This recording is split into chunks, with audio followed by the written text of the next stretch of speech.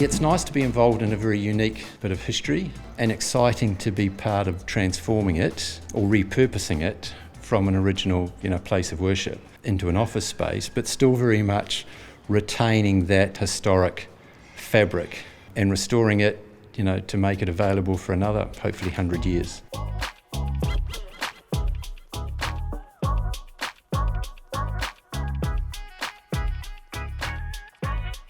So built as a church, but then Mark Carnegie owned it and built an apartment here. So within this space here were two pods of an internal apartment.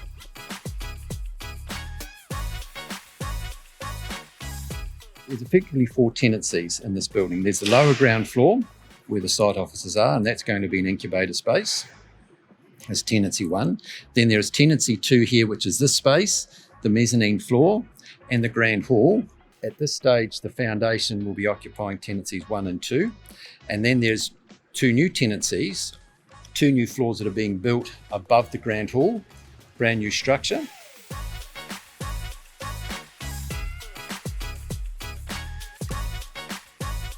The heritage is all over this building. We can't do anything without heritage approval. And there's a heritage consultant involved in the day-to-day of the project, and just giving advice on what you can and can't do. And what you see up there, that's behind that screen there. So it's an old pipe organ. An original, so we're talking nearly 100 years old. Pipe organ has to remain in the development. It's part of the development consent.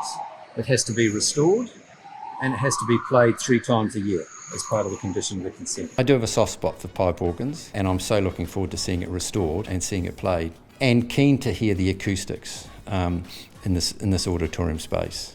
Keeping in mind it was built as a place of worship, so I'm expecting the acoustics will be quite spectacular. So the trusses you see here are actually a temporary truss. That's not the finished product. Otherwise we'll be blocking up office space. The purpose of the truss is to support the floor we see underneath us, because we've got to dig the basement for the basement car park. So those trusses are supporting all this floor below us. So you can see what the truss there is. You see it's with a saddle. It's supporting that steel beam that you see there that's supporting the timber floor joist. So you'll see it like this for quite some time until that's all done, and until these remove, obviously can't start the mezzanine floor, the floating mezzanine floor within the space. But this auditorium space is certainly my favourite space in the building, because I just love that vaulted ceiling, and the way you can just see it lit now, it's just beautiful.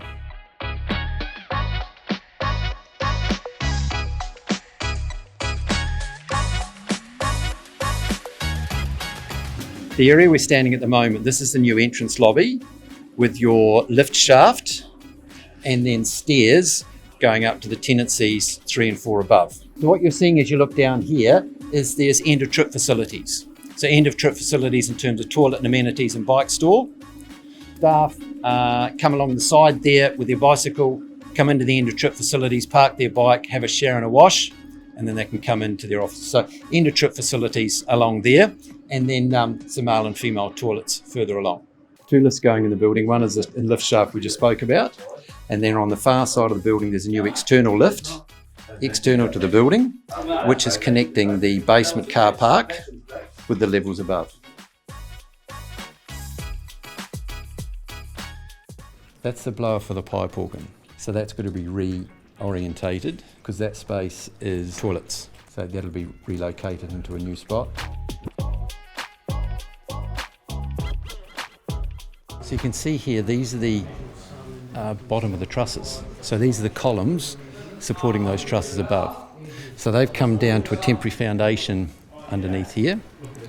And then if you come in a metre from that, this is all lowered by about 3 metres to create the basement car park underneath. So the basement car park comes from about 1 metre in there, 1 metre inside that temporary wall you see there, and a couple of metres across there. So what we're looking at here, this is the entranceway and the ramp coming down to our basement car park. So where that piling rig is there, the ramp's coming down and turns in to come underneath.